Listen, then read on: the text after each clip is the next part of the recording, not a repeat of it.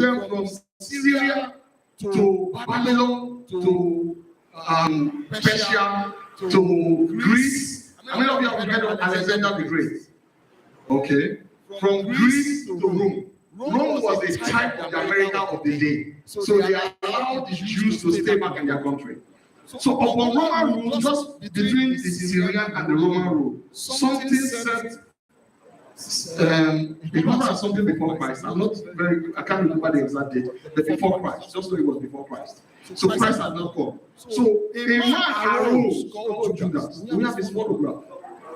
A Judas arose called Judas the Maccabean. That's where you get the book of the Maccabees. Right? I don't know how they got this picture, whether I was calculating, but that's what I saw on the internet.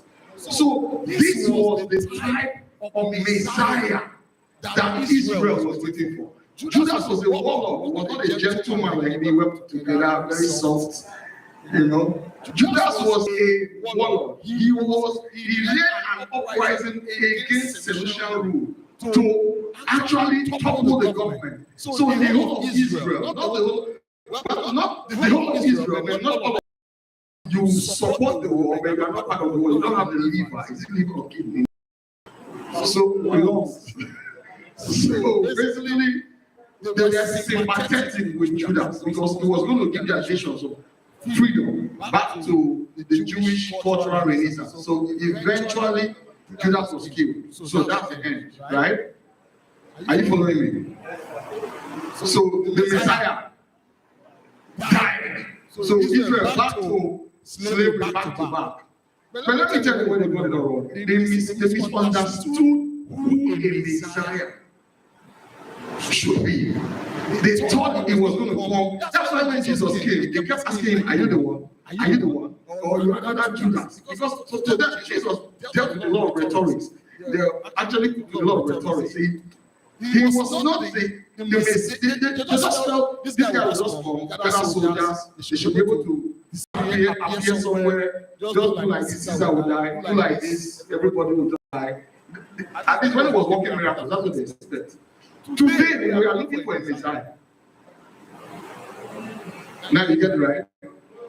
Hence this conversation. And we're actually saying that, guys, the church should be, they should move. They should contest. The pastors should encourage people to join the churches. And they should even possibly. We are all Christians. I hope I'm not lying. In your mind now, okay, I know you can even support pastors during election so that we can win. Is that what is in your mind, right? So what we are saying is we want the church to become center stage. Why? Because we have not understood properly the place of the church. Just like Israel of old, who thought the church would come and deliver, Jesus was coming to deliver Israel.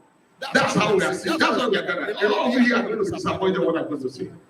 And you're already disappointed because you feel that I'm going to come here and say, let the church come together and vote and think about. Let me tell you the purpose of the church. First of all, because if the purpose of the thing is unknown, and this is what? And this is what? Please just allow me a little space in your mind to take you away from what you believe. The church is not for. The Bible Jesus didn't come so that people will get healed. Jesus didn't come so that people will become rich. Jesus didn't come so that people will become what need, what material need do you have in your life? That's not the purpose of the church. The church has its purpose. The purpose of the church is not in that. We know what it is. The purpose of the church is salvation of the soul of man. Are you with me this evening? Are you understanding me? Hello? Are we losing tempo? So the purpose of the church is very well articulated in the gospel. Because the head is Christ, the body is what? The church. You cannot separate the head from the body. So somehow, the purpose of the head is the purpose of the body. And the unity they are one. I hope you know that when Jesus came, he didn't come to run any election. He was not interested. Even they tried to drag him into the political mess of the system. At that time, there were about 5 confusions. I don't know what the expressions. Confusions of Judaism. There were about 5. They truly didn't know the actual one to follow. They had the Pharisees, they had the Sadducees, they had the Essenes, they had the Zealots. Those were the ones that Judah belonged to. They believed that they are the children of Israel, of God of old, who should fight and overthrow Rome. So Jews were confused, but children of God don't be confused. The church is not a political party. Now, let me now marry this thing now. This is the point I'm going to make. The Bible says in the Torah that we should be the head and not the tail. There is a reason. But if you read that scripture, it's actually on a condition. It says that He will make us the head and not the tail if we. Now, the whole of the instruction set and what we should do to become the head and not the tail drives into believing in Christ. Every revelation God gave man from the beginning, no one, they were not able to do anyone. Don't do this, don't do that, don't do this, don't do that. Now, the final instruction, the culmination of the law was believe Christ, right? That's the only one we can do. So when we believe Christ, it means that we can activate this promise that says we should be the head and not the tail. So is there somebody here who is the head? No, for real. Are you the head? I'll be running off shortly. Give me that cow. I like using this cow for illustration. Give me this cow. Can you see that cow there? It's a bull. Now, most times scriptures were written with elements of society. They didn't have cranes, they didn't have vehicles. They could have said, be the engine and not the tires. So what they had, they were mostly nomads. Said, be the head and not the tail. Take a picture of the head. Where's the head? Is in front. Be the head. Right? Because you have received Christ, you have a Christ mandate, a church mandate to be the head. Check that if you don't understand, if you don't understand the reason you should be the head, when you get the head, you act like the tail. Are you understanding me? If you don't know why you should be the head, when you get to the head, that's why some people want election, don't want to mention their names. They were shocked. And they took us where we are today. Amen. Amen. So you should be the head. Now, there is a very derogatory language people use on themselves. They say, the masses are suffering, we are suffering. My brother, my sister. Bible says you should be what? The masses are not in the head. Don't be one of the masses. Be the only green cow there is in your neighborhood. Are you understanding me? Make sure there is something different about you, and this difference drives you to headship. Wherever you find yourself, whether it's in fashion, it's in politics, but this night we are dwelling more on politics.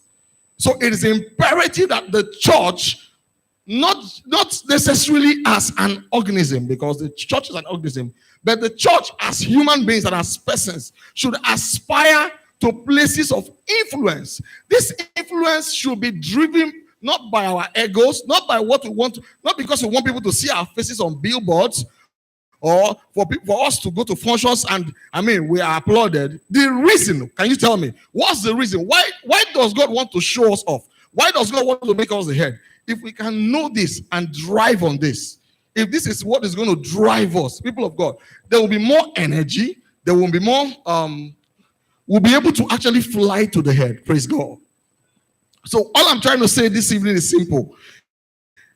As a people, we should ask ourselves, why do we want political power? Why do we want to change? Why do we want to bring the Messiah? Everybody is singing a certain song of obedience and disobedience. Let me tell you, nobody ever thought that the other political parties that won the last elections, they were going to win. See, politics is actually a game of numbers. If young people, because the church, there's this demographic. United Nations says it's about the age of 23 and downward, thereabout. But generally, we say youth starts from 40 downward, right? But I hope you know that's what we call political youth. As I did now, I'll be youth for my village. In fact, I'll be junior youth. For real. And I wonder what my daughter is. Guys, youth should no longer be defined by bracket open, people who will never do well, or people who are not doing well, or people who will never do well. or people who have not made it in life. Because once you go to a village, the bunch of hooligans you will see, they are the youths. Today I watched a video of youths in Niger Delta. I saw their tummies. I knew that these ones were fathers and grandfathers. Are you understanding me? So when I'm talking about youths, I'm not talking about those ones. I'm talking about young people in around maybe something around 40 and below, who are productive, who are upwardly mobile, who are resourceful, who understand what we are saying now. We are saying that you should go into politics. You should go into the head part of the equation. Because if you don't go, take a look at that picture. If you look at the things that happen around the tail, you will not like to be there. God bless you in Jesus' name. Thank you so much, Papi. Thank you so much, sir. Thank you so much, sir. Please, is that the best you can do for our pastor?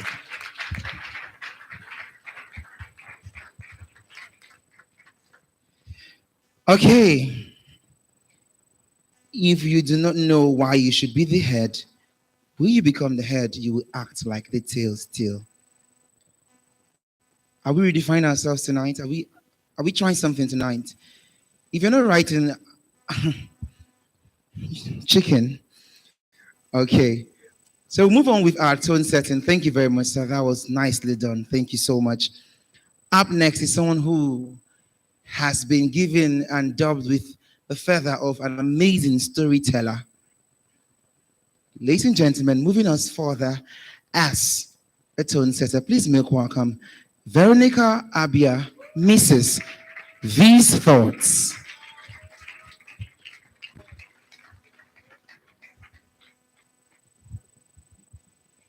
Good evening, everyone. Okay, so just clap so I can sit down, please. Okay. I'm sure we are all familiar with the term or the line, your belly face, right? So come along. My grandfather was an amazing king, and he had the welfare of people at heart. He was loved by everyone. At his death, my father became the next king, as custom was. Of course, he started out so well, but he gave himself into beautiful distractions and then he went haywire. And so that caused some kind of chaos in his kingdom. When he died, I became the next king. People really believed in me that I would follow after the footsteps of my grandfather, who they loved very much. So as any good king would, I went looking for advice, so I don't repeat the mistakes of my father. And then the first set of people I met, they went, make the job easier, make the burden lighter, and these people will reciprocate. I said, okay. The next set of people were like, come on, guy, you're a king now, you have power. Have you forgotten that we benefit from the hardship of these people? The harder they work, the less we have to work, and then we get richer. Well, they made it look like listening as a leader was a weakness. So, power corrupts and absolute power corrupts, absolutely. I gave my verdict. I went with their advice. And then, of course, the end result, chaos, unrest, and death. You see, governance would be easier if we had listening and discerning leaders, because being surrounded by people who only have their interests is one of the greatest ruins of a leader. So it's time for us as a people to move from where your belly dey face to where your conscience lies, because that never lies. I know we all say that some people have dead consciences, but a person who is doing good knows he is doing good, and a person who is doing bad knows he's doing bad. Even the Holy Book advises that we listen, we discern, and we be wise, because we no longer have wolves in sheep clothing. Now we have wolves come to us in their own fashion, in their own brand. So we look at them, we see that they are wolves, and yet we embrace them because now they are our belly face. Instead of sounding the alarm that indeed these are wolves, we do not mind sacrificing our brothers and then fill our bellies with meat of our brother's flesh. When you listen and you discern, you will be able to say no boldly to wrong counsel, no matter who the counselor is. I feel if we all obey the pledge that we all say as much as we do, we won't have so much of a problem. So, everyone, tie your shoelaces and take away your gaze from where your belly face to where your conscience really lies. Trust me, you won't be hungry. The Holy Book says in Isaiah 119, if you are willing and obedient, you will eat the good of the land. Thank you. Now that's how V Thoughts does it. V Thoughts, it's like you came with your own special fans tonight. Oh, so you can do that. Wow. Okay, I really love that. Thank you so much, Ma. Thank you. Please, one more time for V Thoughts. V Thoughts, that was really amazing. Thank you. Okay, up next, please. I'm hearing about the top 20. I think tonight we deserve to know what's next in the top 20. Please make welcome Consultee.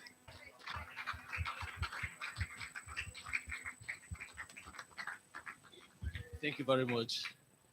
I didn't know we didn't have much people in the hall. I came quite early and the hall was empty when I came. And when I sat there, I've not looked back till now. Now I can't look back. Ladies and gentlemen, I'm happy to see these great people in the church. Sorry, Pastor. In the hall. So I'm so happy. This is the top 20 halls in Uyo. It's no longer a church for now. So we'll use it it's an event hall, sir. It's not a library, so it's not even a church. It's an event hall. So thanks so very much for giving me this opportunity. Happy birthday in Sikak. I'm happy to be here. Today, sorry, I'm not a spoken word artist, so I'm not a motivational speaker. I'm not a man of peace. I'm a violent man. So we'll try a little violence and see the result. But someone will have to be at the door to check. If you see any van, let me know. Thank God Morgan is here. He will speak on my behalf. He's my lawyer for tonight. Okay, thank you very much. We're talking about the youth, the church, and the future. Do we really have a future? No, do we have a future? When we are not given options, we're not given the key to the doors, when the gate is locked, how do we access the future? When our options are limited, how do we get to the future? We are only given the option of eating, breathing, and say the night prayers to face the next day, and we don't really know what will happen next. Where lies our future? It's the problem that we need to decide as young people. It bothers me. I don't know if it bothers you. Because the consolation is always that, don't worry, they're just making noise. After some time, they will all come back and collect money and do what we want. Is that how it should be? So I don't know. I think the future, if we have the future we want, lies in our hands. I won't take much of your time. I'm not a motivational speaker. I'm not a spoken word artist. I just say things as they are. Right now, I am bothered. I wouldn't say I've lost interest. No, my interest is very strong. Because as we speak, you look for, they say, God makes a way where there seems to be no way. And when you have a blunt knife, I don't know if you've seen a thief that can't scale a table like this,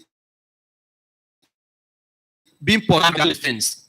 So that's the spirit I want young people to carry now. Let's run like our life matters. A lot of people say they will not vote. You'll be so shocked, even when we talk about voters registration, lots of young people still don't have PVC, or they're not even registered. I'm not lying. I work with a group of young people that are talking about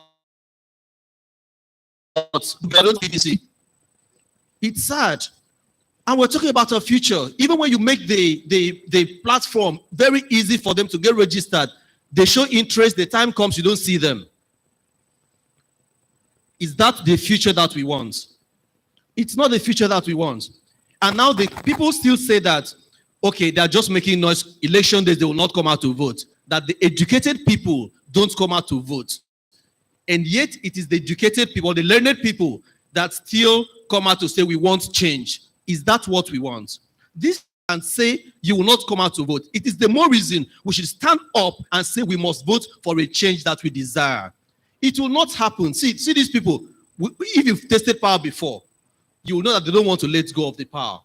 That is where their next meal comes from. The way you leave your house to go and work, their own work is politics. So anything that will take the breath from their mouth, they will resist it. So you need also to be fearless to get the change that you desire. We can get it done. You can get it done. It is possible. It's very possible. Just for us to be determined and work together. Close ranks. Don't say, a speaker said, talked about, okay, what Mr. Democrat talked about party.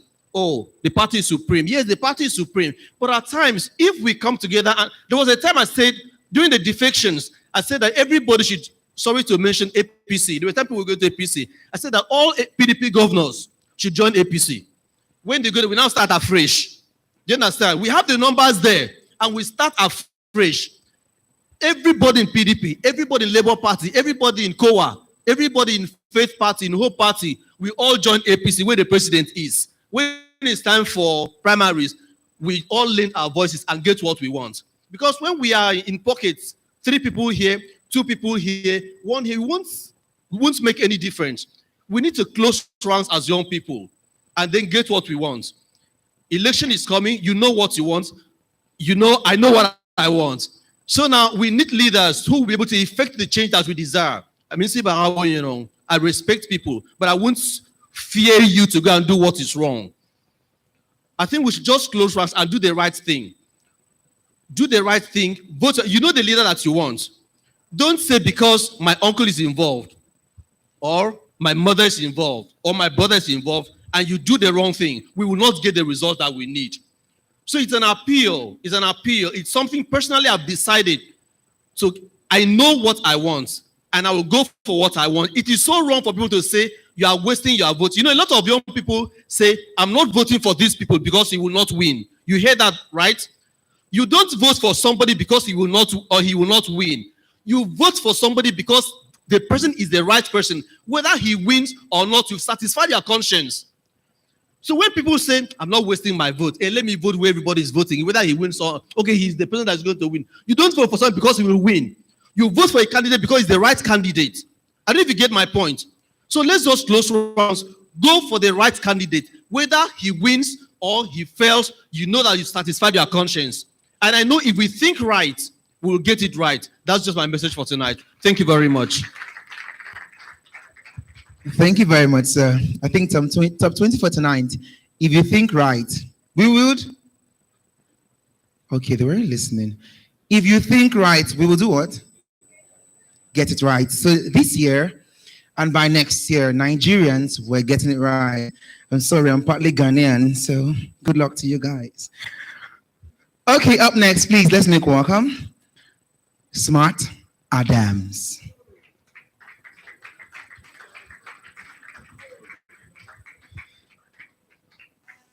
I can see some tables still left. Please keep breaking the tables. Papi is here.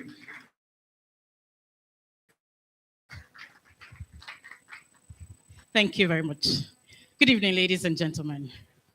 Come on. Good evening, ladies and gentlemen. Well, when I was stepping out, AK Africana said table breaker, so let me break a couple of tables.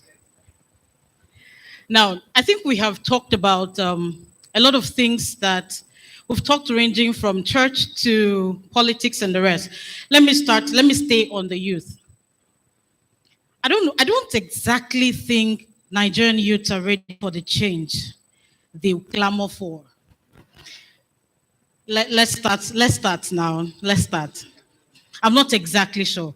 So we had the NSAS protest, and a Nigerian youth somewhere went and got money from the governor to end the protest.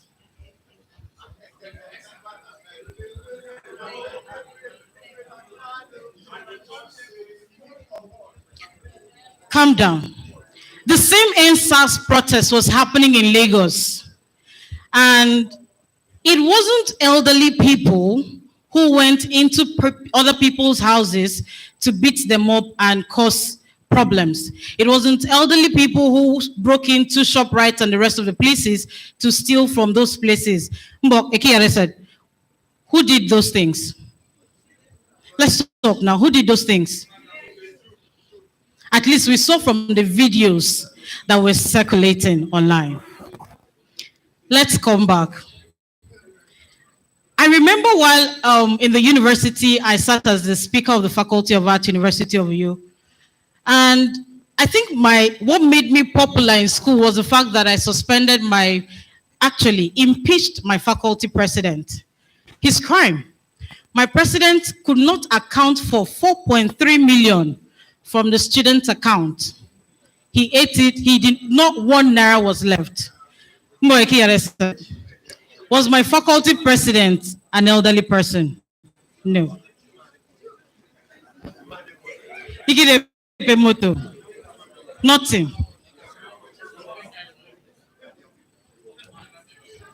I did a PGD course at IIJ, and when we got to school, we asked the school dean to grant us the opportunity to have our SUG election. And the dean told us that not on his life will there be another SUG president in that school. His reasons. They pass SUG number to from money laundering to a lot of things. But yet, these are the same young persons that every second, every day, we are on social media clamoring for change. Are we ready for this change? Because let's be sincere, when these politicians go to pooling units to share money, they are the set of boys that will, my leader. You know these things. So when we want to talk about these things, let's ask ourselves a very important question. As a young Nigerian, is it just by registering? Is it just by being, by voting? Is it just by voting and being voted for where necessary? Because I can remember that there were a lot of, counselors, and very young counselors. The first 2 weeks, the first 2 months, they were everywhere. We saw them, social media, boy. Well, you know the rest of the story. So when we want change, when we clamor for change, are we going to push the change to the end? Are we going to enforce that this change starts with us? I am not talking about the one Ministry of Information from the presidential people talk about. I am talking about the real change.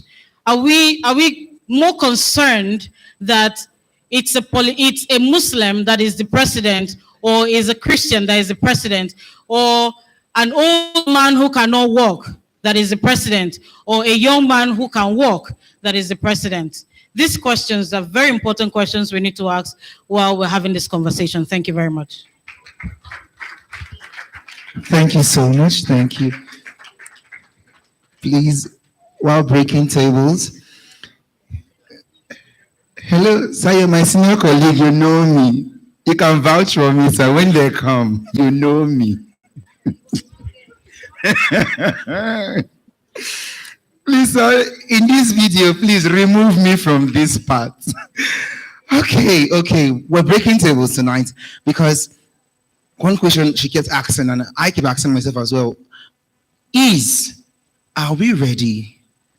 Because there's so much to be said. We said a whole lot of things. We want change to come through. We're clamoring for this change. Are we ready for this change? Someone who we've seen that is actually ready for this change, and we've seen her taking her space in so many spheres in society. Ladies and gentlemen, let's make welcome Anyebiet Francis.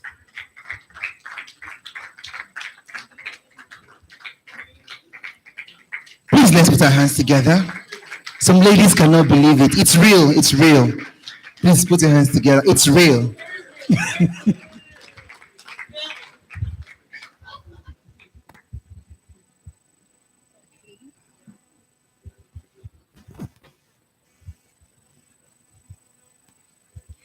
Okay, good evening, everyone.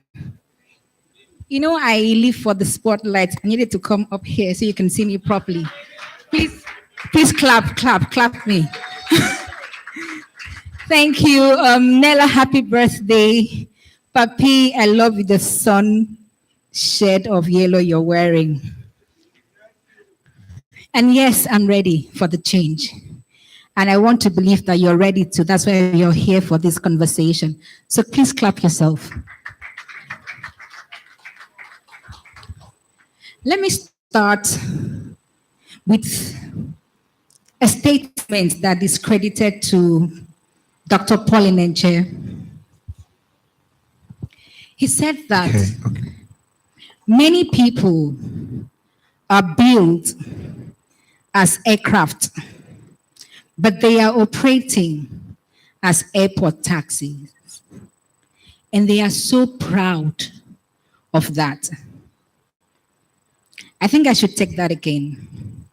Many people are built as aircraft, but they are operating as airport taxi. And they are so proud of that. And so they're like, oh, I'm better than the Cabo Cabo guy at Itampak. After all, I am in the airport. So what could possibly make an aircraft not to function as an aircraft? So it's possible that maybe the right set of engineers are not working on it. Or there is no aviation fuel. Or maybe the control tower is not working properly. And so, at all, Naim, bad pass. Are we together? And still, they're like, I'm inside the airport, so I am better off than the Kabukai. So that is the attitude of Nigerian youth. We are actually built and created for more, but we have accepted where they have placed us. Are we together? And so let me tell us a story. I'm sure you know that my first car was a gift from the governor. So I have been in politics. I have experienced politics. So I want to tell you a story that happened sometime in 2019. The governor had won his election. So we still had the media team working for him. And at that point, I didn't have power supply in my house for like 2 months. And guess where I lived then? Off Wellington Bassey Way, the heart of town. And so an essay dropped an article that we should talk about how we are enjoying 18 hours power supply in Akwa Ibom. And I told him, sir, I will not post it because I'm not seeing power. And do you know the people that attacked me most? Our youths. Now, one of the statements that actually broke my heart was the guy that said, do you know that for 2 years, I have not seen power supply? And your own is just 2 months. And you are attacking governor. The same governor that gave you a car. You're not loyal. And you know why they did that? Because they had commissioners on that page. So they needed to show how loyal they were. And because they were thinking that, anybody's doing so well, they might want to give her an appointment. And so they moved from the WhatsApp platform to calling people who were not even on the platform to tell them how I have insulted the governor. I was having phone calls from almost everyone. And anybody, what did you say to the governor? I don't have power. And I was not going to post it. And I'm not posting it. And I told them before they removed me from the group, the governor enjoys steady power supply. The essay that dropped this thing is earning about 500,000 for doing nothing. He can afford to even bring a diesel pump to his house and enjoy power supply. And then you've not had power for 2 years. You're kini to 2,000 using it to buy fuel. And then you're fighting me, who is trying to make your life better. So now that's the problem with Nigerian youth. We don't know who is the enemy.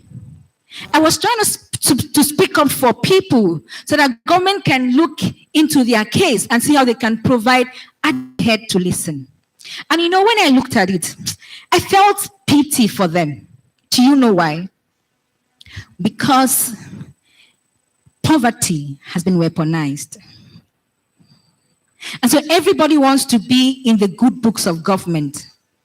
And because we have limited resources, they are now making us contend amongst ourselves. Eliminate yourselves. Before we even think of giving an appointment, you are finished tearing each other, telling us who did not do what, who stole money in secondary school, who was a cultist in university.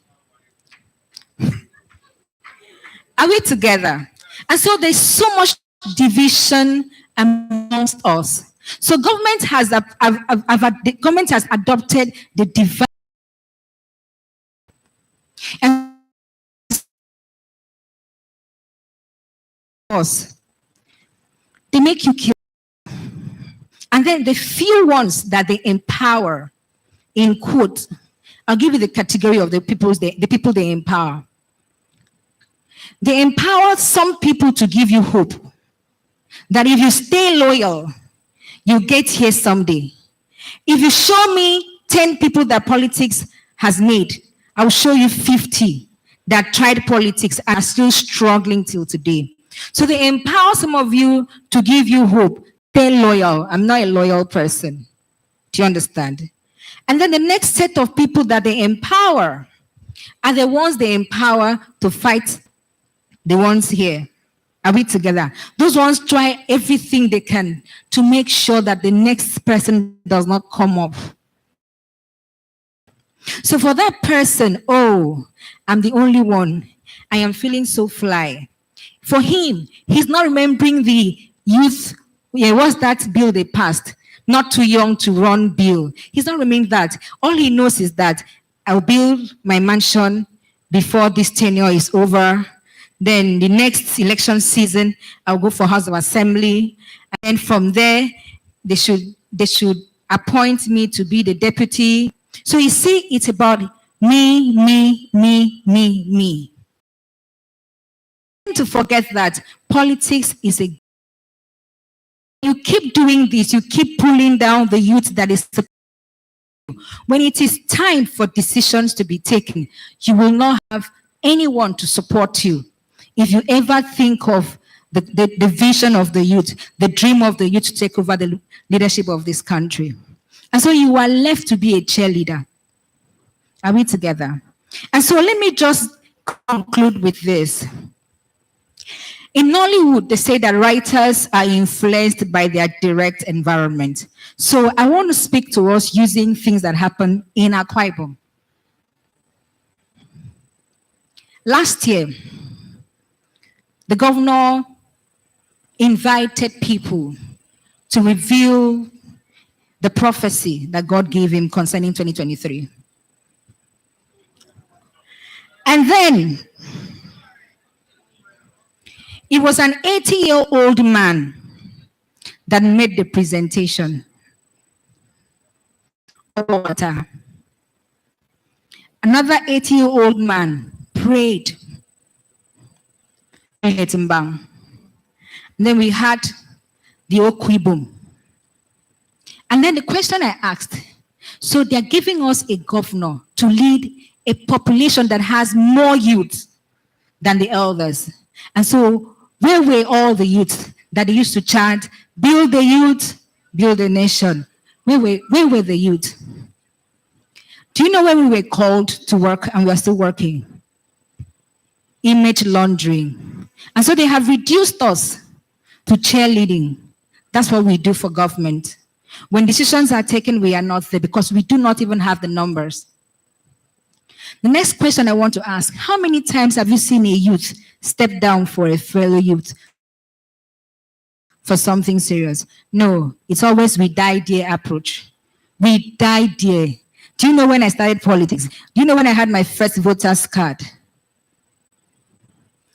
If we come together and begin to think about us, I tell you, Stop pursuing goals. There are times you need to stop pursuing goals because goals is all about you, I, and start pursuing dreams because dreams is all about us. The great Martin Luther King, before he started saying, I have a dream, was already established. Are we together? He was already known, he was already successful. But the dream he had was for the Black nation. So tonight, I want to charge us to please, for the purpose of youth participation in leadership and government, drop the goals. It's not us. If we start chasing dreams, it will be very difficult for them to divide us. It will be very difficult for them to pitch us against each other. I want you to leave this hall tonight knowing that if I ever get into government, it is not about me. I am there to advance the cause of youth participation in leadership. Thank you very much, Nikan, for having me. God bless you.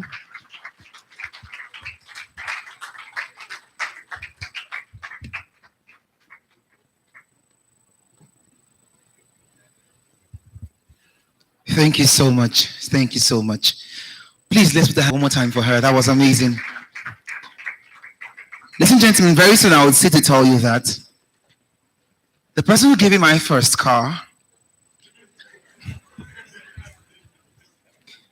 he's here. He's here.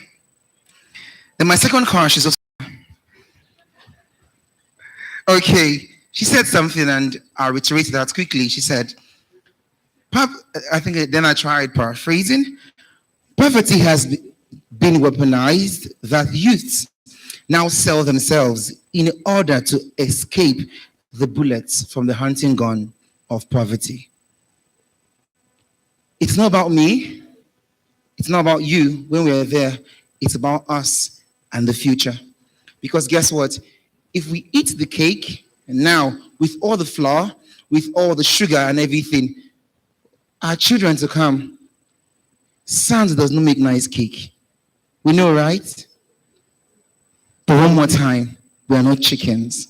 I don't know, it's still in my head, chicken.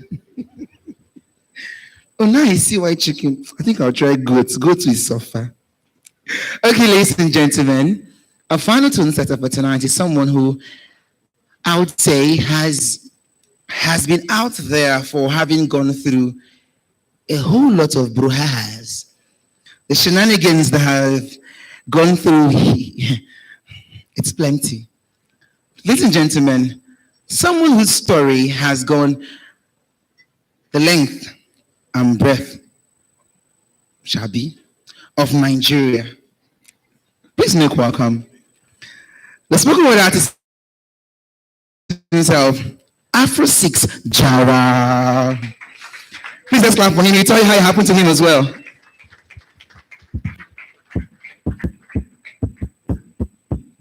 Mic stand.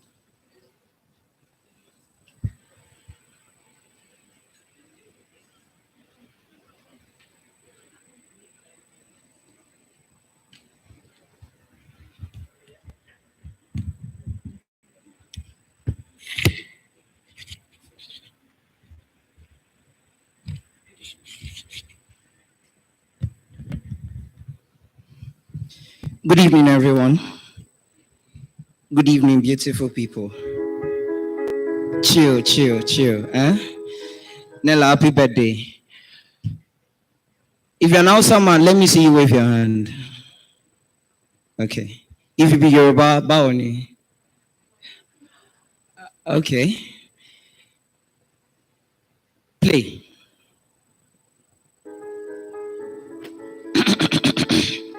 Ibo Kwenu.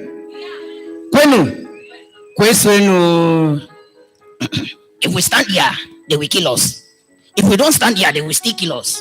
So the best option for us to do now is just to gather ourselves like a sardine and create our own place, Biafra. Bam. Biafra ko. Biabiani. So you are one of the few people that want to divide this our country, Nigeria. And somebody like me will now be looking for international passport to move from Eko to Onitsha just to buy spare parts. Olo Onitsha Kariko. I don't tell them for una before. Make a leave for my brother. We go the rule una they keep on small things. Now we be the majority. Oh, but I don't understand what you talk about. Oh. So because you are the majority, people like us that are minority, we don't follow. Okonokpanodoma about our thing. To those of you that have yes, listen up. Every tribe wants to be king. Every tribe wants power. Every tribe wants to leave and every tribe wants to win. For them to win, they have to leave. If they leave, they would win. If they leave and win, they'll have the power. When they have the power to leave and win consistently, they become kings. So these kings have the power to leave and win. These kings have the power to leave and win and make sure you don't win. These kings have the power to make you leave so you don't win. These kings are four.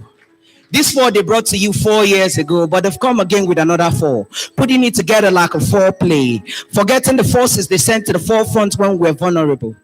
These forces were sent to our forces when we're trying to have a voice. These forces enforced our voices. These forces forced our voices to cease. These forces seized our voices. These forces silent our voices.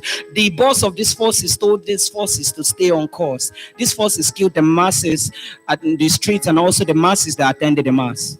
These forces marched. These forces marched in their masses. These forces marched the masses before performing a massacre. And they said, if you protest, we'll kill you because we cannot protect you. The boss of this force said, I know we don't keep our promise, but make me this promise that you bury bullets in their bodies forever. And that is a promise this force is kept to us. But because our life mattered, like the hashtag on Twitter, we took to our heels to take the next fresh air before these bosses of the government become the new bosses of oxygen. But they didn't stop there, you know. They were consistent with their inconsistency. No good road or electricity, no hospitals, but busy building worship center for a God that existed before their existence and will still exist after their existence. They didn't stop there. They didn't stop there. They allowed you use your freedom of speech in court, but your freedom after speech was you being locked up in a cage because you're doing your job. They didn't stop there. No, they didn't generate the avenues to generate money, but they generated avenues to generate more generators since we've become the generation of darkness. They didn't stop there. They weaponized hunger, pushed the masses to abject poverty while they traveled abroad to gain more properties. So brotherly and sisterly, you will see you not commonly. For an angry man is an hungry man. An hungry man is an hungry man. An angry, hungry man is a man that wants change. So you took that steps of change to the polling center just to get a change, only for you to find food at the ballot box. This food they want you to eat, then drop your thumbprint for them to count moments. But you know now, we are the Sorosuke generation. Oga, you're not going to thrill me with your words and dribble me with your actions. The next time you want to bribe me with a PC, I'll tell you I'll open up my zip and pee this pee on you.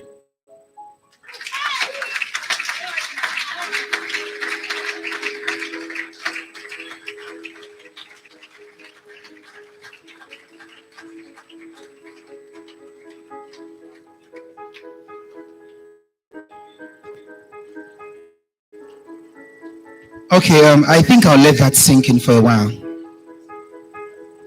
Can you try to just ask me and let it wash through you? Have you done that? Are you pondering on that?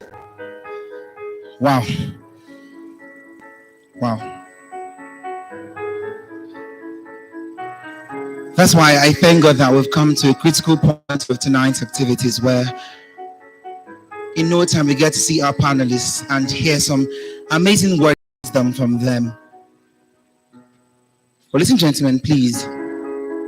Before our panelists, they'll be anchored by someone heavy to call right now.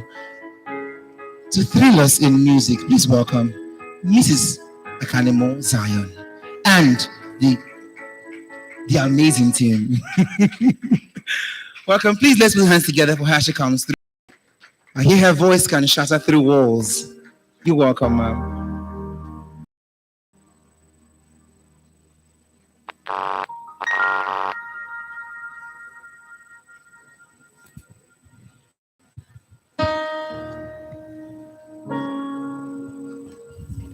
Hallelujah. Hallelujah. Praise God. Praise God. Hallelujah. Please, I'll just like to, first of all, I want to give God praise for this opportunity. It is not a right, but a privilege. And I stand to thank all the men of God and men of God in the house for this opportunity. I like to do this song with the birthday boy. Yes. He said to me, there's a song that pierces my spirit, and I'd like you to do that song. I don't know why he chose me, but I'd like us to do it together. Please join me.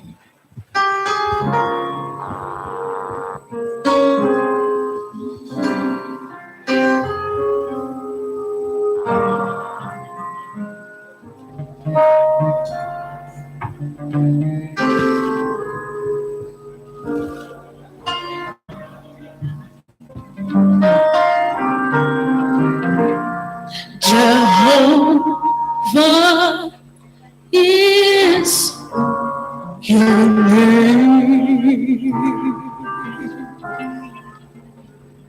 Jehovah is your name.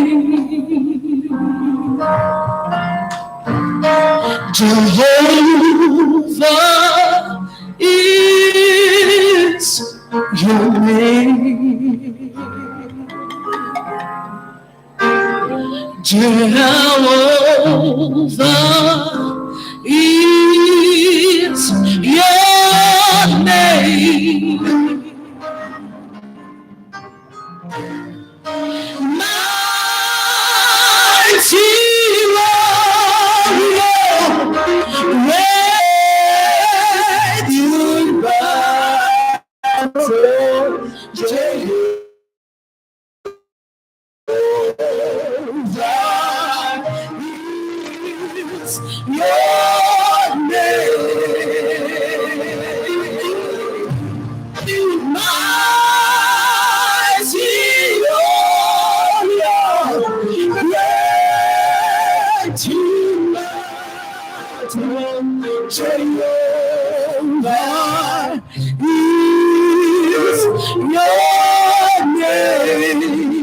Jehovah is your name.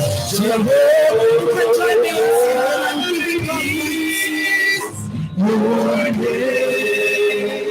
Jehovah is your name.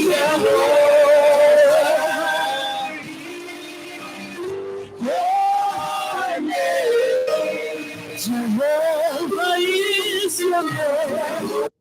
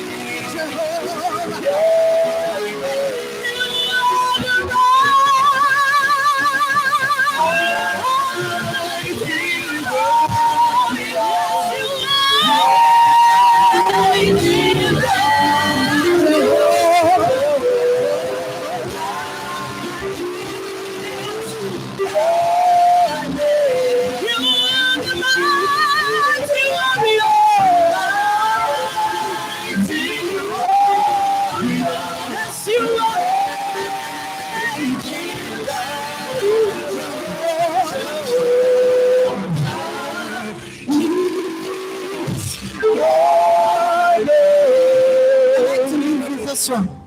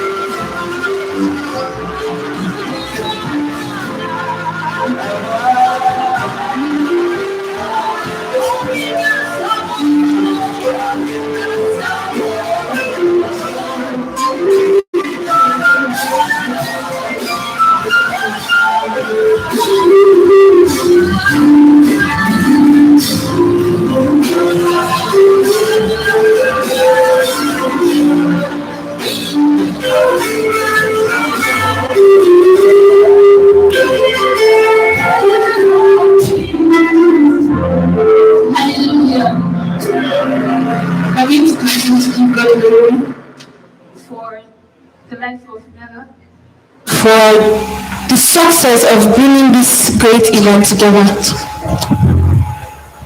So I would start by singing a song, and I'd like you to join me. It's a very simple song. Your name is exalted in the heavens, exalted in the earth. Hallelujah.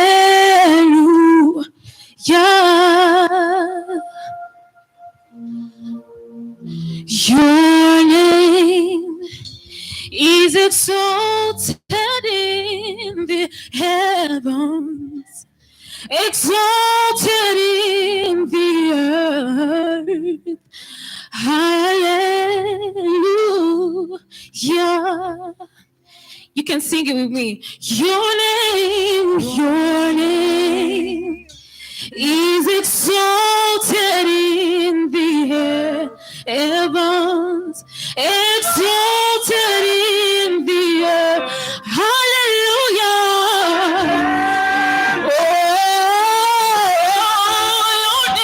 Your name is exalted in the heavens, exalted in the earth. Hallelujah.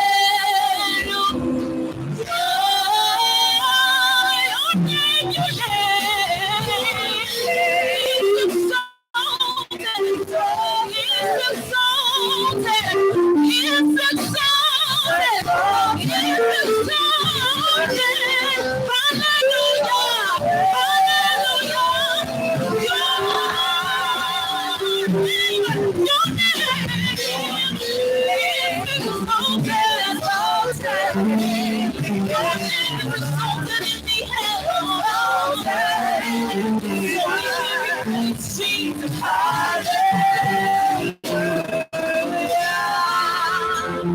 the other part says, your name is Alpha and Omega, beginning and the end. Hallelujah. Oh, your name is Alpha and Omega, beginning and the end. Hallelujah.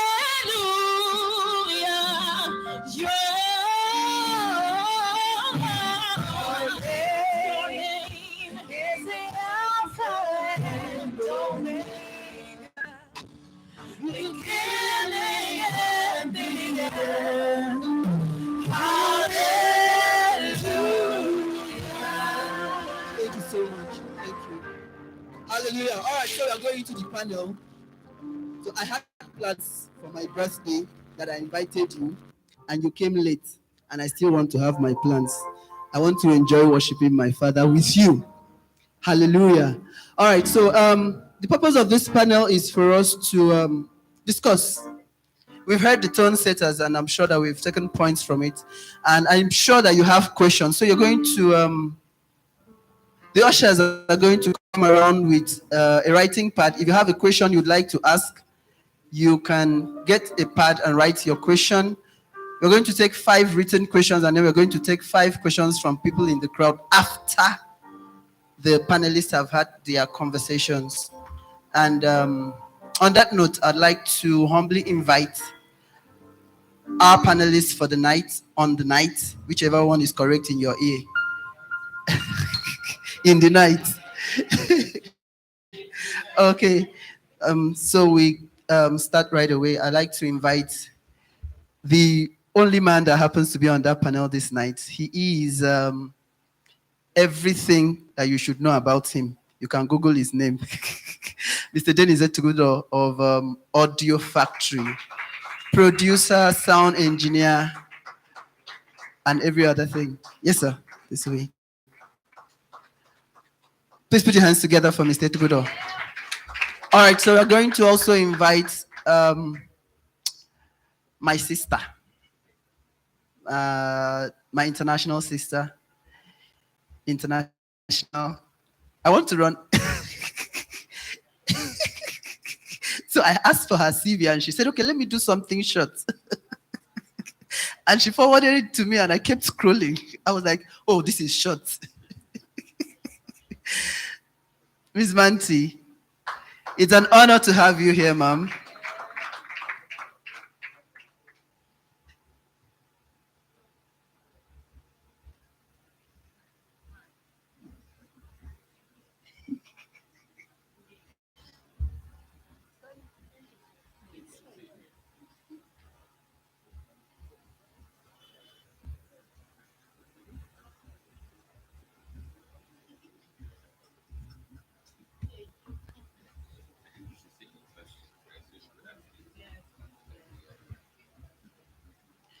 Okay.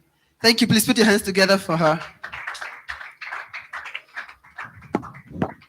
Okay. And I'm going to invite a beautiful lady. She's everything that you should know about her. Google the name after. Mrs. Ezioma Nwoke. Did I get that right? Mrs. Ezioma Nwoke. Miss. I'm sorry, ma. You're welcome.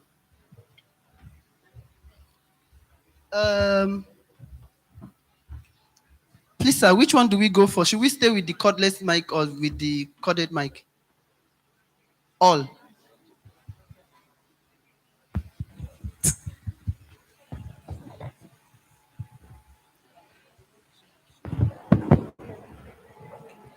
This works. All right.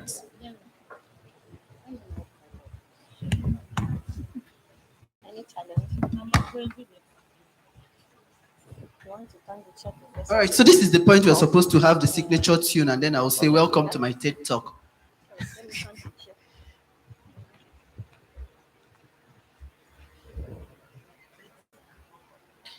All right, thank you so much. It's an honor having you here, sir and Maz. So let's have this conversation right away. Mr. Dennis Etugudo. Thank you. Let's start with you. What's the possibility of the church youth the nation to a better future? The possibility. I think moving the nation first, the first thing the church youth have to know is the fact that there is a nation, there is us, there is the purpose of the church, there is the purpose of the nation, and we're going to try to marry both. Now, if the nation has to move forward, moving forward is a function of knowledge. And I was having a conversation with a guy today in the studio, and I had this: as much as faith works, faith requires knowledge and understanding of a certain purpose for you to apply work for it to manifest quickly. As faith is intangible, but work is, you can actually see work. So if we understand that the purpose of our lives is to glorify God, and it is very, for me, it's hard to glorify God when I'm struggling to get myself off bondage. It's easier to do it when we're totally free. I think there's a possibility for the youth to grow the nation if they know that it is their primary duty to live free while serving God. And if you have to live free to serve God, there is a need for you to be involved in governance or to be involved in the process of governance. So there is a possibility of doing that. Thank you so much, sir. So let me go to Ms. Mante. Ms. Mante, what is the challenge of the youth in governing? What are our challenges as youths in Nigeria, in Akwa Ibom? I'd like for us to be more specific. Let's talk about Akwa Ibom youths. Let's talk about Nigerian youths. What are those challenges that we have as youths? Okay, like to think that the first challenge we have as youth is youth itself, Okay. are being young. And the disadvantage that we have had with education as kids, our education is disenabling and not empowering. So we grew up to be timid, uneducated, very knowledgeable, but illiterate in the things that matter to governance, power, and stating our own cases. So I feel that the first thing about youth, not even being ready, so narrowing down to a Bible, is that the age is the problem. You can be 40 and unintelligent. So even if you're a boy of the boys, you're still, my cousin just started properly. What were you going to do with your right hand? I thought he was going to punch me, that really, honestly. We need to be honest about the fact that youth in itself is a cause within our own community, cause CURSE. The understanding, the lack of understanding thereof, the understanding of the lack of understanding. So it's a person's ability not to know that he doesn't know. That being young is powerful. Therein lies a challenge we face as people in this community. A few minutes ago, we heard Enebe talk about the system fighting itself.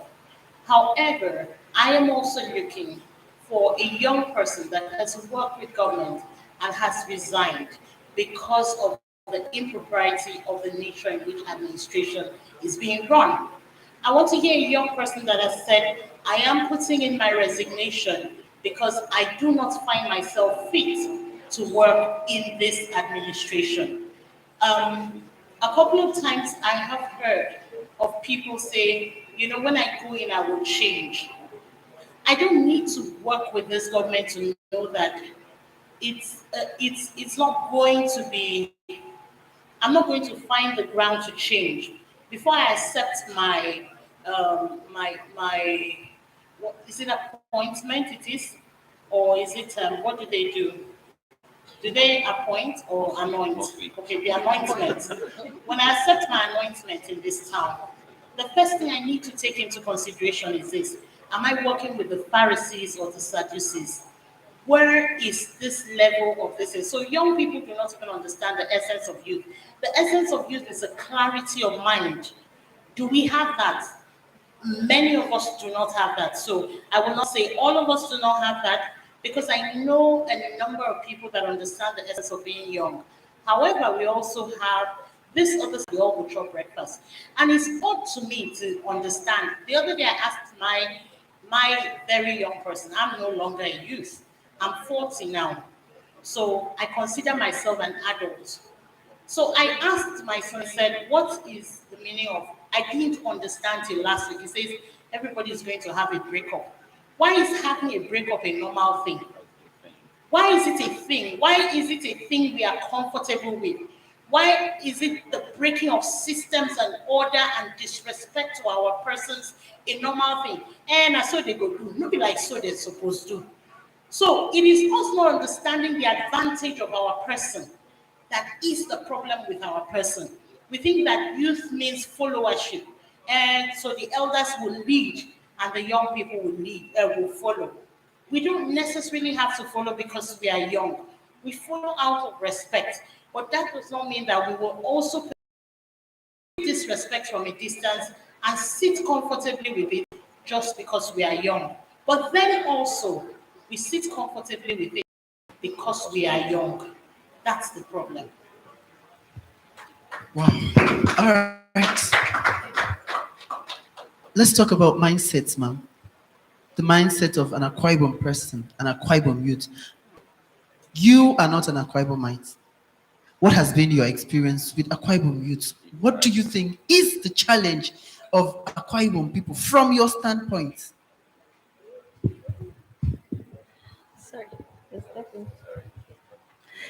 Wow, this is huge. I think you give me bodyguards if I should say it the way it is. We have Venus. Venus, there is work. Well, it has been a wonderful experience, I must say. You know, if you're not somewhere, if you've not experienced something, you just from the road to the greeting, the keke, it is wonderful. In fact, I'll write a book on it. You know, but we can do better. I'll leave it at that. We can do better. Whatever it is, we can do better. But the question is, do we really want to do better? If you know that one day you will leave the shores of this fit in there, will you carry your lifestyle from expect to be warmly welcome? Or you go there, and like they say, when you get to Rome, you behave like the Romans. I'll just give you a little clip. I was in a program, I think last month, and the lady, she came from Port Harcourt. She said she's Jaye Port Harcourt woman. And when she came here for the first time, you know, she smiles and tries to say hello, and she meets a very stern face, no smile. I said, wow, so I was not the only one. Okay, 2/100. But I made it a point of duty in my little space. I smile, going out, coming in.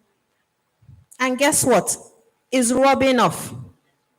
It may be 0.00/100, but at least I've scored something from 0.000/100. So it goes a long way. The mindset, we can change it for the better. I think someone should be able to brag about how I made your life more pleasurable, easier, not adding to whatever challenge you're going through. The person may not be able to provide all the solution you expect, but at least don't add to it. You meet a keke man, for example. He says it's 50 naira. He just tells you, I don't get change. And it turns to serious confrontation. And you're like, is it that he doesn't want to make money? Just buy fuel the keke. Okay, what if all the people he sees that day, nobody has change? He'll just go home like that? Or you're at the shop. Madam, 20 naira. You give take your money, I don't get change. Haba. It should be more than that. We can do better. We can make it very interesting. Very lovely state, first of all, I must confess. Very lovely state. Very lovely. Thank you very much, ma'am. Very lovely. Your road network is amazing. We should also improve our what? our human relationship network. It should beat the road network. Thank you very much. So from that conversation, I realized that Miss Izuma is saying that we have human relationship challenge. And how do we grow from there, sir? I am aware that you have directly or indirectly worked with young persons, trained young persons, mentored young persons. What has been your experience? What do you think is the problem of young persons first? And how do we? Because sometimes we, for instance, I am here and then I am in this panel, so I have the privilege of talking to young persons and I'm minusing myself. Now, how do we intentionally break through these challenges? You know, a young person will easily say, "Oh, Mr. Dennis, I like the way you make sound. I want to make sound." And then the next thing, there is no sound. And these are the people who are supposed to lead. I'm trying to connect this to the conversation here. What is the challenge that you think is a problem to us being able to move the country? It's very simple. We have a generation of people who are not consistent, who enjoy quick success. That is why it is easier to do Yahoo and it pays better. I saw a video online that says it is somebody pulls up in a Lamborghini. The first thing that comes to your mind, this guy is either a politician or a Yahoo boy. You will never say this guy is intellectual or has gone to school. So, but actually, to have a staying power in success, you need education. You need to know, most definitely, learn from someone who's succeeding. And also have the same talk I had today with somebody. I said, the reason why you can start your kind of business and come to me and ask me for help is because I've done my business is close to 20 years. I'm still doing the same thing. And you started last year. Now you have a problem. You're already running to me and feeling. I say, Baba, go back to your business. Stay there. Nobody knows you do this thing like I'm doing. They will come to me for Mr. Dennis does sound because I am consistent. You will come in 2004 and see me doing sound. You move to 2014, I'm still doing sound. You move back to 2024, I will still be doing sound. It is easy to just say, you get. Someone can become some big guy and wants to do an event, and the first thing he's going to think about is the most consistent person on his blog list, and that will have to be me. And for you to get into that list, to have that success, you have to have the ability to stay on the business. No be say today, Bitcoin come out, you don't come out from sound, go Bitcoin. Nobody now knows you for sound. Then tomorrow, there's this thing about solar energy. You don't move from Bitcoin to solar energy. You don't begin install solar energy. Then next tomorrow, I put a bell, long reach. We have moved. So at the end of 10 years, you have done 5 jobs, and nobody can consistently say, this guy has succeeded in doing this. And if you want sound, move to Dennis, move to Audio Factory, because Audio Factory has been around since 2004. Imagine 2004 to 2022. How many years? 17 years. We are almost hitting 20, right? And trust me, this afternoon, I'm still thinking, how do I improve my business? Because this is not the age. I'm 43. I'm going to be 43 next year. This is not the time for me to go and start practicing to play football. I know go figure. What is Dennis doing now? I say he's at e-library. He's learning how to code. He's learning how to do fashion design. No, I shouldn't be. Nobody should catch me in that light. If I'm doing video, I'm adding it to what I'm doing now just to have a better information. Just in case I open a video factory, not Audio Factory anymore. So I can have one of the other things that make businesses fail. You will open a business you have no idea about. Youth will jump into, because it's succeeding somewhere in Lagos, you carry your money and go and invest. Now I've seen lots of studios that started with me in 2004. They're closed down. The new ones that started last year have started closing down because the rent has expired this month and they cannot afford it. Do you know why? You chill with your clients and think that the small money you're going to charge them will solve the problem. Now you have undercharged. Now you are spending more. Now you are angry with your client the next time he calls you to deliver the job because you promised you're going to deliver on Wednesday. This is Friday afternoon. You don't want to take his calls because you undercharged. And they don't believe in you because they will probably want to run to another person the next time because this guy is more consistent. So the idea is the youth fail inconsistent. They forget that an advantage you have is your youth, is your age. The most advantage of the youth is their age. But sometimes you turn it and make it become your disadvantage by believing that because I'm young, I can try many things. Yes, you can. But because you're young, you can stay on this till it yields for you. Even if you are selling water leaf, it is easy to prosper. Let 50 people in your area know kufana ko onya mama income, and everybody in every week, all 50 of them will find a way to eat mama income sometime in their life in a month. So if you have 50 people shop with you every 2 weeks, Baba, even if it's 200 naira extra, 50 times 200, you can make a heck of money. The other one is us wanting to have all the money today, or wanting all the ideas, all the benefit of the ideas from today. I told the guy today when I was having that conversation, I would rather be somebody who gains 10% of a million naira than 100% of 2,000 naira. If I have an idea, I cannot fund it. Somebody else has money. Why don't you share that idea? Let the person fund it while you run it and move the big person is taking more risk because this is cash. You are just having intellectual property that will not be anything. In fact, if you delay, somebody else is going to have that idea and bring it to this same person who has cash. And the person would still want, because the person has cash, it's more risk. If the person loses, his money goes. So if the person decides to say, I want 90% or 80%, Baba, settle with that 10% and keep running it till you can have credibility with other folks who can see and say, this guy has been running it for a while. Let us patronize him when you decide to leave and say, Baba, this thing is only going to be for like 2 years, 3 years. So the problem is we want it happening now. And when it does not happen now, we lose concentration and move to the next thing. And the same, routine happens in the next business because it be like woman. All of us, all the women are actually the same. If you divorce this one, move to this one, the same challenge you had with this one, you are going to have with the next person in a different way. So I'm sorry. So just stay with one. No worry. The wahala we deal with one, deal with the other ones.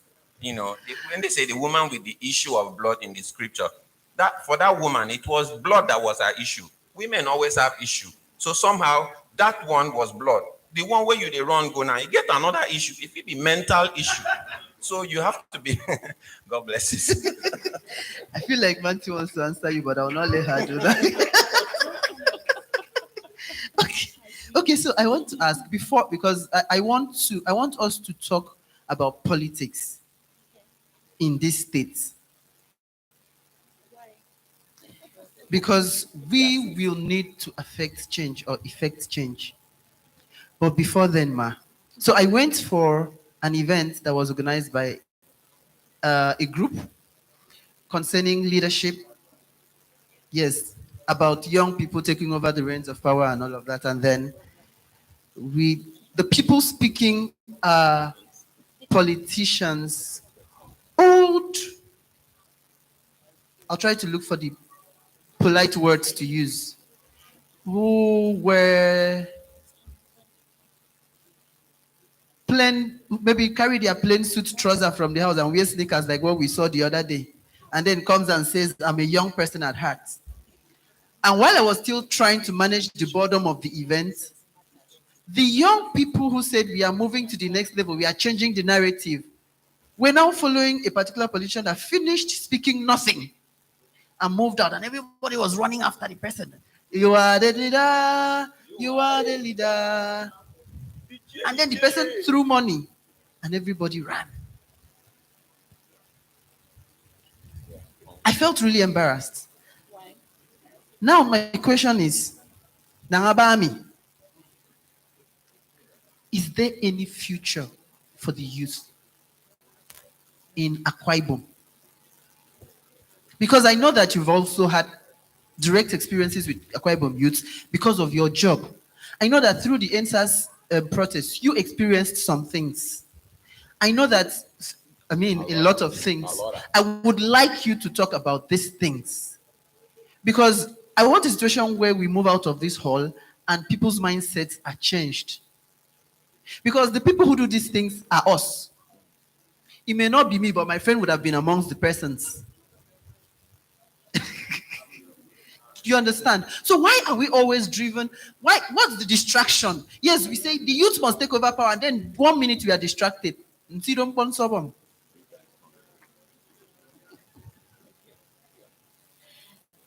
So,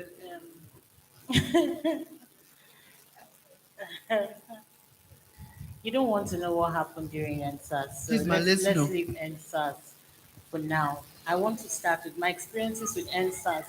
I still haven't fully emotionally recovered from it. So, thinking of NSAS and thinking of us as a nation it's just one statement that always stands with me. You can either be useful or useless, and the choice is individual.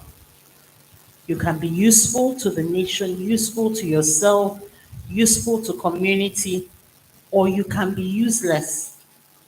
And in the midst of your uselessness, there's a community that will gather to follow and like the button for your uselessness. And in your usefulness, there will be a lot of silence, but you can still continue in that journey.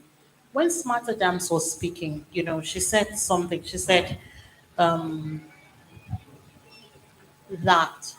during the NSAS, a young person sold the people out to governance for a pound of flesh, whatever that value the pound of flesh was, certain young persons. More above the pound of flesh was the fact that the people we were even standing on the streets for did not believe that it was worth standing up for their own rights. It was my same people, my young people that tried to kill me at the plaza. It wasn't adults, it was young people taking $1. What is $1? How much is a pack of Indomie? I still say to people that the hero of that day where I was nearly killed is not me, but the man that drove his car reversed from the roundabout of Barracks Road to the government's house road, that road that leads to your village road, to save me. Barrister Yete Basti takes that. It's not even to me. And to the few people that were in my team, I noticed that chaos was going to break. But I will not forget the faces of the angry people at the plaza. And it was young people like me. It wasn't the government that tried to kill me. Afro-6 said the government is only enabled when the people are disabled. When we allow the government, they do what they want. I will not get an appointment very soon in this government. I may get it, I may not get it, but with this particular one, I will not. Because I will say that it's either you do right by the people, because I am part of the people, and I will go home to the people. How long do you use the sirens? For how long can you hire the police to protect you? For how long will you go in a convoy? In fact, the idea of you even being in the convoy is an idea of you being unprotected. It's a person that is afraid for his life that gathers people to protect him. That is the idea of security. Our young people, and sadly so, I would wish that we would stop fighting emotionally and become logical about these things. Anything for the boys, anything for the boys. For how long will you be a boy? when it is only a king that gives a boy. When will you stop being a boy and become a king? Do you not ever, in the entirety of your lineage, desire to be a king? For how long do we want the crumbs? Everybody is now saying, Moino, Moino, Moino, Moino, Moino. It's fine. Vote for Moino. What is his antecedents? That's just my question. I have no personal issues with the person. I am simply asking, what has he done before? Show me tangible evidences of his success, and I will put my votes down. That is all I'm asking. I have no problems with Udom the governor, but I'm saying he tangibly does not listen to the people. Why build an ecumenical center when we have bad schools in the state? The value of the money in that place can fund this state. Why are we asking for B? Why are we forgetting the spirit of obedience to say we want to be obedient? It's because the people are tired. Our people are not tired. How many of our people have you heard running the race for obedience and useful? Like we are running the race for pastors, young pastors for Moino. Is God lacking a cleric? We talk about the church and we don't talk about these issues. That is why I may probably be seen to be poor, but I am not lacking. Because if it is that on Christ the solid rock we stand, we will understand that my daily needs will also always be supplied by God. But the truth is, at a certain point, you get tired. I am not tired because of myself. By the next time we're going for voting, I'll be going to 50. What happens to my sons that are 23? I am more worried about my son. I had to ask my son to leave this. I'm more worried about the police killing my son than my son having an accident when driving my car. How long do you until my son drives my car into the compound? I'm sleepless. I'm not worried about him being reckless. He's not a reckless driver. I'm more worried about the day I'm coming home with my son and the governors come by. The first person on his squad drives into the front of my car. That's what I'm worried about. I won't always be strong. I've been using crutches for the last 3 years. At a certain point, I will need help. I'm more worried that when I take my daughter to the healthcare center, the roof of the healthcare center is nearly falling on her. And a nurse is saying to me, please, madam, shift from there because a few babies were injured when that roof fell. That's what I'm worried about. I'm worried about the nurse that told my neighbor's daughter that Abidec is administered 0.6 mil to a newborn baby. When will you get tired? Are you not tired of the government sponsoring your wedding? And after your wedding, you can't feed your children? Are you not tired of ashrebis? Are you not tired of wearing t-shirts? What is with the umbrellas? You're holding an umbrella in the rain, but you're drenched in water. Are we not tired? It's not about party. I say to people, I have never, in the entirety of my life, gone to vote. And judge me for that, but I have my PVC. Because I have never found somebody that I can put my fingers on it. It's my conscience. And if you call it a waste of my votes, that's madness to you. You put your thumbprints to the people you believe. And if I don't vote, it's I have never believed. Can I not have one thing? When the hope of a person is lost, there's nothing else for them. We are hopeless. I live in a 2-bedroom flat upstairs. You may live in a 1-bedroom flat downstairs. What's the difference? Because I have a car, I fuel at the same filling station that with you. I have to work, I have to get money to be able to feed myself and my family. What's the difference between me and their carousella? Nothing. Nothing. One is living in an upstairs with a penury, another person is downstairs, which is even easier, the person that walks downstairs. Are we not tired as young people? And the thing is this, if you're tired, you will adjust your conversation. We are still sharing TikTok videos. We're not understanding the conversation. Now, wow, Shebi, whoa, last what? They are asking you, why don't you want to vote for a minor? You want me to go and hang myself? On which all of you will hang. It's a lie. Because when all of us say the same thing, this is why we don't want this person. But if you want to present this person to us, give us valid reasons why we should go for this person. Why did everybody want to off your? We had a of mine to send to the government. I'm saying, line up your children. Let me line up mine. If the life of mine is way better than the life of yours, I will vote for you a second time. Because the life of my children are dependent on the laws and the regulations of leadership. And that is my upset. My son now works in Abuja, but every day until I hear he's back home, I am worried. There is no governance anywhere. And until we fix the system, we will all be fixed by the system.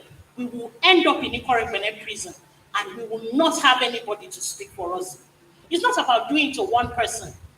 You say, is it contempt of court or just this thing? What was the other word? Is it contempt of court or is justice taken too far? It's not even about that. At a certain point, you will not have a say because there's nobody that will say anything for you. If I was killed at NSAS, what? You do 1 minute, even in the 1 minute of silence, somebody is tweeting something else. Usually 8 seconds. Very soon, all of us, that breakfast, we will eat it. Do you know why we will eat it? The shaft, let me say, when I got my car a few years ago, I'm using it as an example, it's a small car. My engine oil was 25,000 about that time. The engine oil I need now, today my mechanic says, that's thing 2 years after is 35,000. I ask a question when I go to buy food in my house. When I see how much I spend with the people that live with me, I say, how does the poor person eat? No kidding. How do they eat? How do you eat in your house? It's not about this rub and shine that we are sitting in. When you leave today, can you book a boat? Can you book a boat and go home for the security of yourself? You'll be holding your phone and then you go into your street and start behaving like a mad person, not because you're mad, so that you can protect yourself till you get into your house. Are you not tired? Me, I'm tired. And it's not because I can't jump up. Me, I can you? That's the question. My elder sister is a magistrate abroad. I can run. Can you run? How many of us will? How many? How many of us will? Even if we can, will we be able to? Do you know you cannot use your cards to do a certain transaction? Above $10. What is $10? What is poverty? It's the mind. So let's stop being emotional about this thing.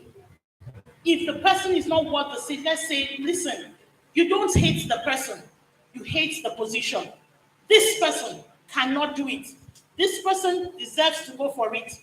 This person is not even about, see, I don't have, one last thing, I don't have a problem with results. I don't think the problem of the acquired person is with the results of the incoming or the Lord's chosen charismatic mission. That's not our problem. Let me tell you what I think our problem is that there has been no result. It's not with the results, it's that there has been no result. There hasn't been a result before, no common entrance. Common entrance, where's the borehole water, where's the education he has bettered in his village, then not to talk of WAEC. That's not the problem. We haven't seen results. Give us a man that has results. We won't be worried about his results. That's my thought. Give us a man that has results. We will not be worried about his results. Okay, so I think we are heading there now. So I'm going to throw this one to either of you. Intentional steps, 2023 election. Almost like you're going to give us a guide. Intentional steps. People that are here, what do you take home as your intentional steps to affecting what will happen in 2023? Go ahead. Well, as youths, this age is where your intentions should give you the greatest vibe. What makes you tick? Are you just there to entertain yourself? Like both of them have said, consistency. I'm sure if one candidate was here to share money, the attendance would have been more than this. and they would have waited till the end, the very end. And those who are here present will be calling on others. Oh boy, where you there? Show. They don't bring the bag.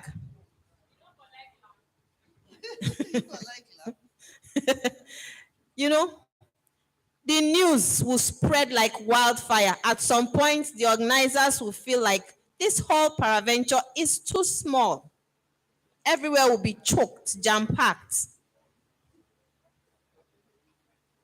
Why don't you be the change you desire?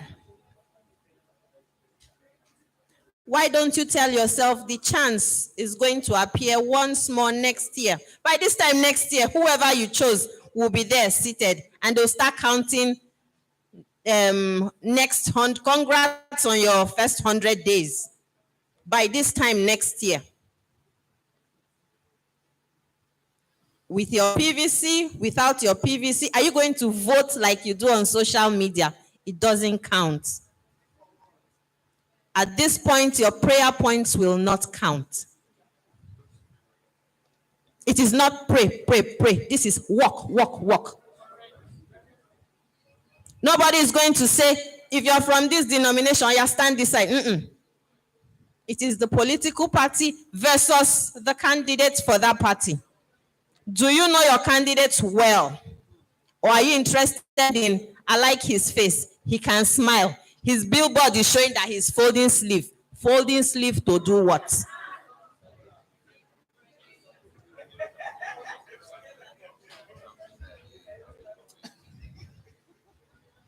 It may sound funny, we're laughing like this, but this time next year, are you sure you'll still be laughing? Or you'll now be folding your trousers because flood is about taking you away?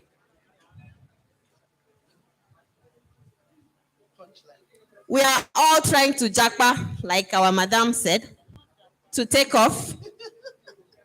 Where are you running to? An organized place. We pray more than they do.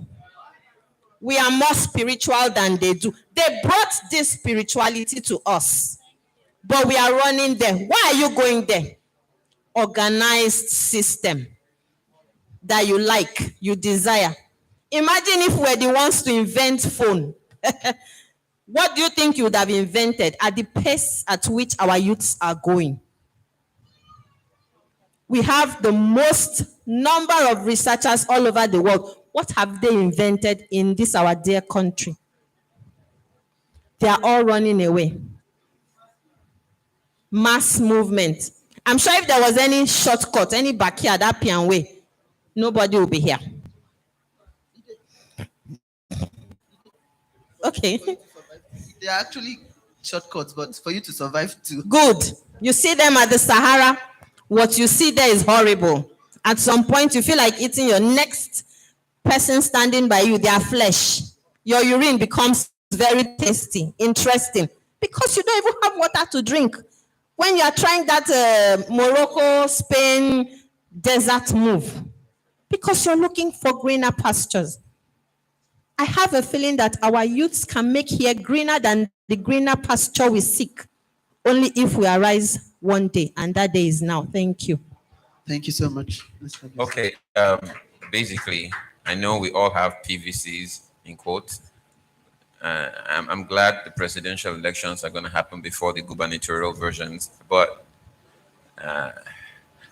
somehow I'm so much interested in the presidential. I'm less interested in gubernatorial, because if the person who did that side gets sense, they not burn you well for you. They not burn your Gorimapa hair for where. If you misbehave, they will send for you. Because first, if the presidential guy, the head is on point, you mess up in the state, they will report you and they will call you there for you to go and answer one or two. And secondly, there will be probably reforms in the papers that rule the country for the laws to begin to make sense to people. I was reading a constitution of medical constitution law of NAS or something. They said the Nigerian constitution for medical whatever permits doctors to harvest an organ from a patient without the patient's consent in Nigeria. That law is what the medical whatever is dealing on now, as in That's what we are operating kidney because he wants it. And the law permits him to do that. Can you imagine the laws in Nigeria? So I think if the head is on point, it will affect these other small bodies. So whatever you do, make sure that your potential votes count. Because these other ones are trickles of, if this guy misbehaves, somebody slap him and run to the federal. But right now, if that one mess up, because that is actually what's happening now, where you want run go, you cannot catch the I sure are you. Is it the one that is doing anyhow? The other one is always shocked. He's expressing shock. You cannot report, nothing can be reported there. Yes, because he will be shocked. And that's all. You'll be shocked that some people are dying and that some people are being killed by a certain set of people. That's all. So after the shock, what happens? I'm listening to a news yesterday and they go, Abacha just returned $23 million and the chief judge, whatever, of the federation signs and collects it and says it will be added to the ongoing second Niger bridge and Kaduna Abuja road, something that you have already finished paying for. You want to now add another about 115 billion naira worth. 23 billion is about 115 billion naira. You are going to add it to the things that you already paid for, so that the Niger bridge will move on faster. The money will. That money has gone. That money has gone. The people that have to share it have already finished sharing it. They have collected it on the paper, and the money has gone. The other monies that they got, this one even had sense. They even told us how they are going to die the money. The other ones just entered and it died. Nobody knew what the money did or the presidential, no, they okay. So it will affect everyone in this. So please, whatever you do, this is the way forward. Your voter's card, no matter what happens on presidential election day, please vote the right person. Make the head correct. Then if it's gubernatorial, you can play kalo, because right now, you don't even know who God has chosen or who God has not chosen. If God wants to qualify the unqualified and disqualify the qualified, however he wants to do it, is God's business, because God is the one running the state. I'm totally not interested in running a state. I'm interested in him making sure that presidential is okay, because if that one is okay, they no bond when the person where they run the state. They no bond them. Thank you so much. I hope do we have questions? Do we have questions? Do we have feedback? No questions, no feedback. All right, please, let's have a microphone for Oganyene.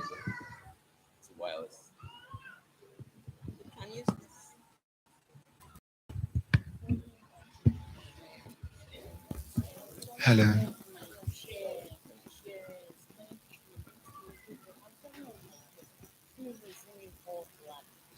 Hello.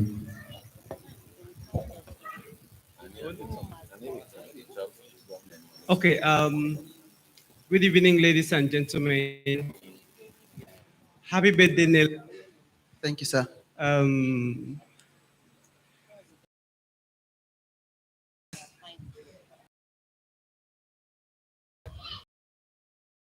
From every speaker to this particular panel, it's very beautiful. The only problem I have is that I've attended any event like this, based from entrepreneurship, political, social, religious, and stuff like that. And we speak so much, with so much passion, with so much emotions, and then the reaction from the audience always encouraging. Because I've been on that platform, and when you're speaking and then you see the reaction from the audience, you're being motivated to say more. The feedbacks. But then when we leave here, who could still do boy, could do boy. That's the thing. Who will still go to someone's house tomorrow morning to be at the gates before the gate man even opens by 7? We'll still do that. Honestly, we the young person, we need to give ourselves some prestige. And it has to be conscious. If you don't respect yourself, those guys will not respect you. Me, you will not see me. You will not see me in any seko, maybe do it. I know they go. and I built myself from little to where I am today. I may not be there. This man was saying very deep things. I don't know his name, but I know of his brand. Meeting him for the first time. Deep things about business. Sometimes breaking free from those people is not actually that easy. But if you make a determination and say, if it is from this table, I'm not taking it. And then you build yourself.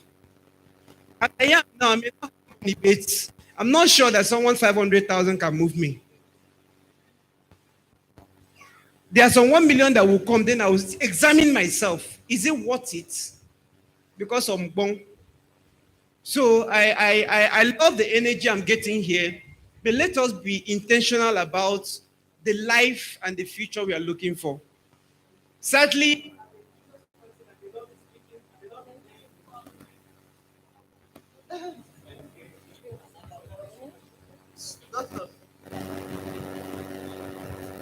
Okay. all right, please, I'm done. Sorry. Sadly, I'm a business person. Okay. I may not be able to have these kind of public conversations on politics because as a businessman, I enjoy the privileges or the patronages from PDP, APC, YPP, and all of that. And by the time you come out like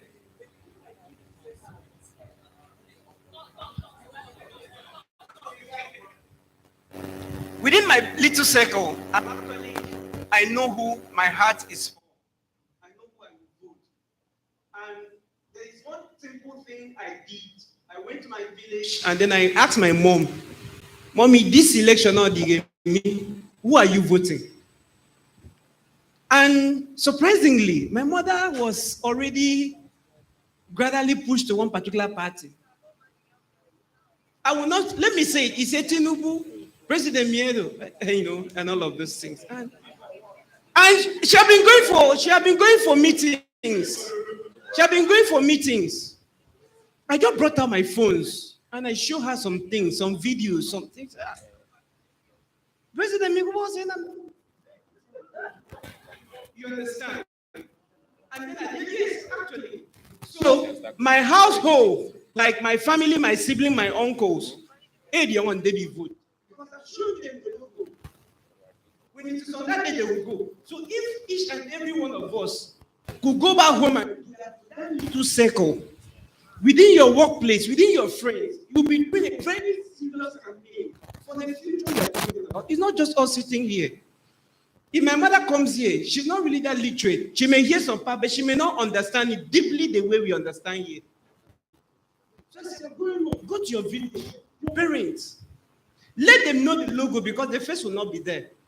And you'll be surprised the impact we will all be making. Thank you so much, guys. Thank you so much. So we're going to wrap it up. And I'm going to ask you.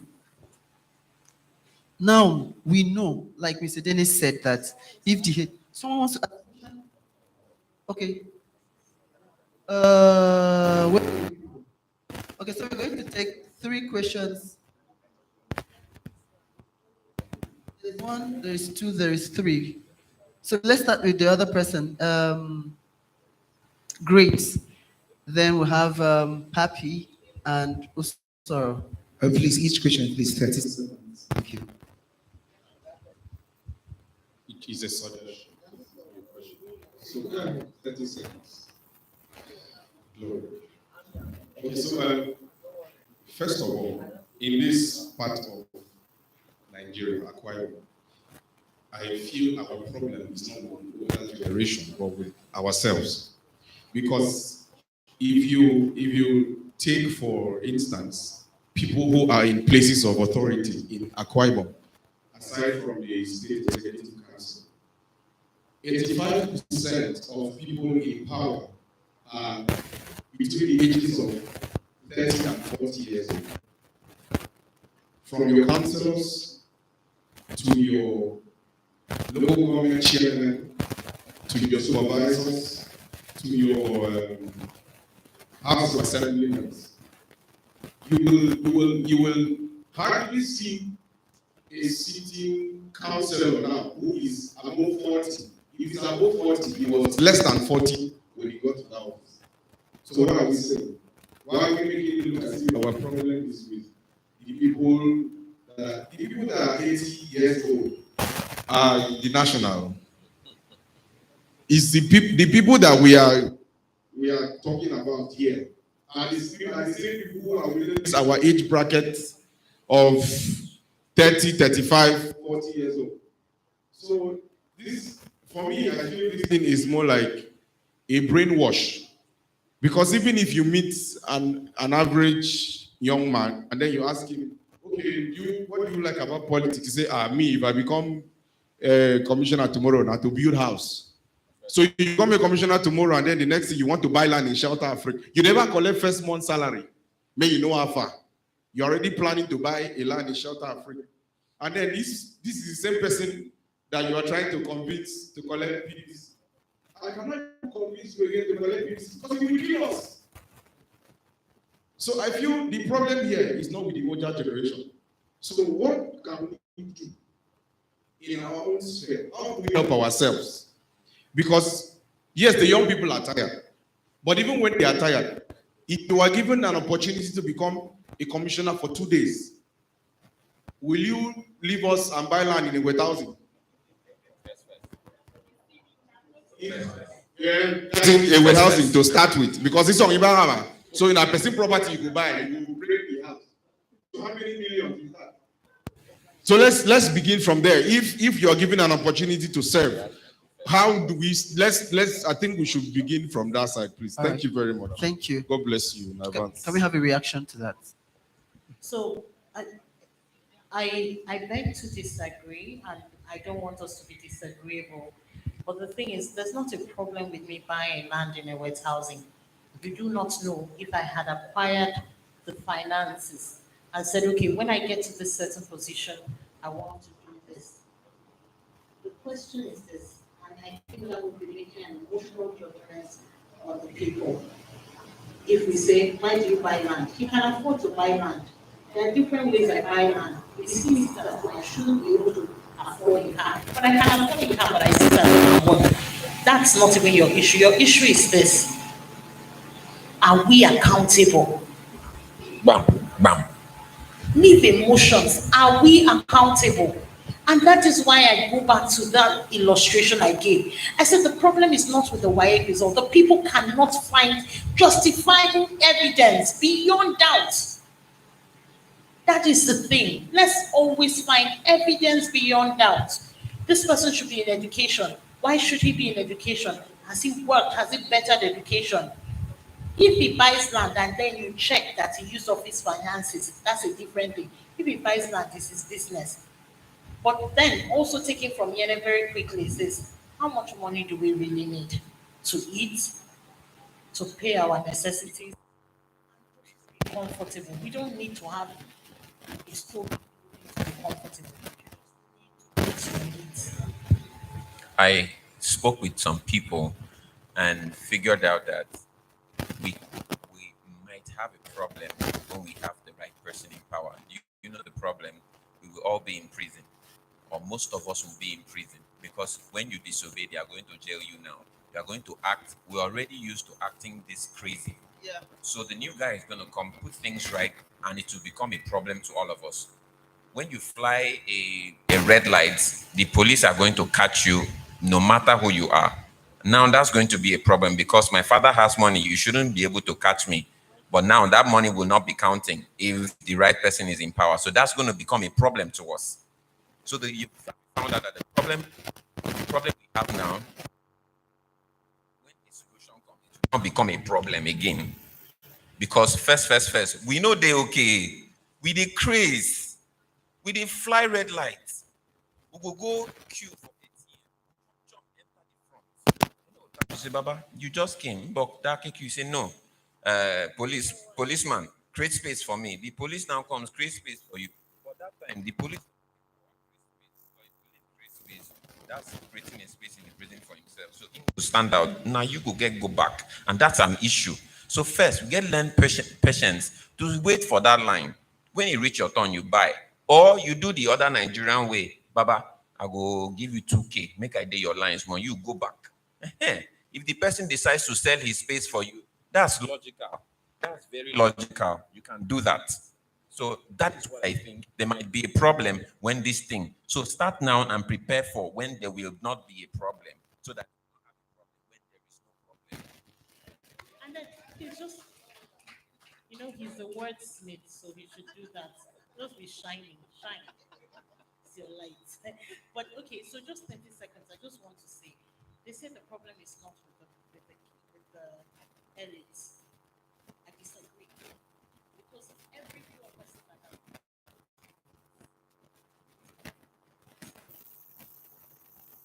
you have been with every poor person that has major, okay, let me use it. Many poor people, local government shares, they are the choice of the Lord. That is why they are in power. And if the prophets does not anoint them, they don't get in there. That's the ending problem. Until the generation arises and says, listen, you heard what you heard. I didn't hear what you heard. So this is about the people. We need what the people hear. What the people hear is Nella should do this. We will still be led by the elders. Go back and read Animal Farm. And you will understand that story book we left years ago. It will tell you the story that the elite is still running the system of the young. Thank you so much. I'd like for us to share some of the conversations that we're having here with the hashtag the conversation. Thank you. Let's take the two people quickly so we can Hello, close good in a bit. evening. Good evening. Please, I just have a question to ask. Are there measures or practical steps put in place for, should I say, meaningful youthful engagement? Not just youthful engagement, but meaningful.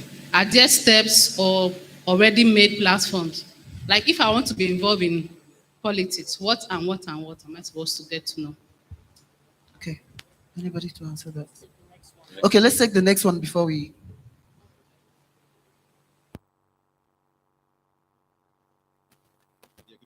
Good evening. So my first question, okay, one question. When we're talking about the church and politics, now, how do you relate the issue of churches where government patronize and the leaders of those churches, perhaps the pastors, it's unfortunate that we didn't have this early when we have like 3 or 4 pastors here.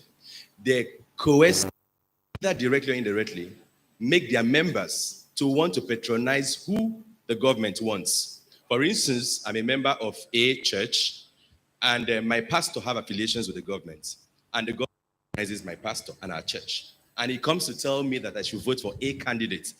In the real sense, I, as a young person, meaningful, just as my sister said, I know very well it's candidate B that is better. How do you marry that with church leaders? That's the first question. Then the second one, ma'am, is about what you said